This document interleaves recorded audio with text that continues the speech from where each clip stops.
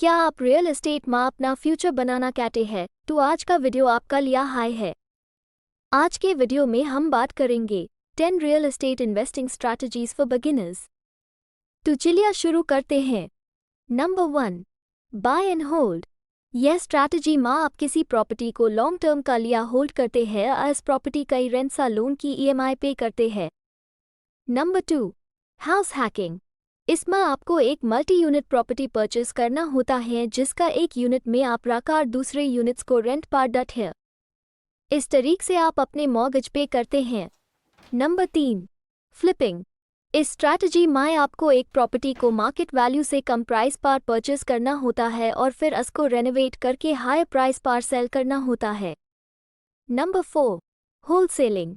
इस स्ट्रैटेजी में आप मार्केट वैल्यू से कम प्राइस पर प्रॉपर्टी ढूंढते हैं, फिर इस प्रॉपर्टी को कॉन्ट्रैक्ट पर लेते हैं और फिर इन्वेस्टर को वो कॉन्ट्रैक्ट सेल कर देते हैं।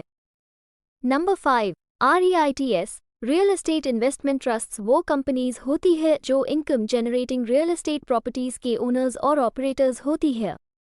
इन्वेस्टर्स इन कंपनीज के शेयर्स परचेस करके डिविडेंड्स लेते हैं। Number 6, turnkey rental properties. इस स्ट्रैटेजी में आप फुली रेनोवेटेड रेंटल प्रॉपर्टी खरीदते हैं जो तुरंत रेंट पर दिया जा सकता है। Number 7, lease options. इस स्ट्रैटेजी में आप एक प्रॉपर्टी को लीज पर लेते हैं जिसको बाद में परचेस करना का ऑप्शन होता है। Number 8, short term rentals. इस स्ट्रैटेजी में आप एक प्रॉपर्टी को शॉर्ट टर्म का लिया रेंट पर देते हैं, Airbnb जैसे वेकेशन रेंटल प्लेटफॉर्म्स के थ्रू। Number 9, crowd funding. इस स्ट्रैटेजी में आप एक ग्रुप के साथ रियल एस्टेट प्रोजेक्ट्स में इन्वेस्ट करते हैं जो कि टिपिकली एक ऑनलाइन प्लेटफॉर्म के थ्रू होता है। Number 10, tax Lions.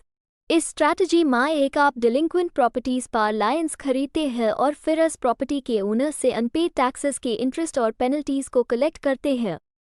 तो यह the 10 real estate investing strategies for beginners. हम उम्मीद करते हैं कि आपको यह वीडियो पसंद आया होगा।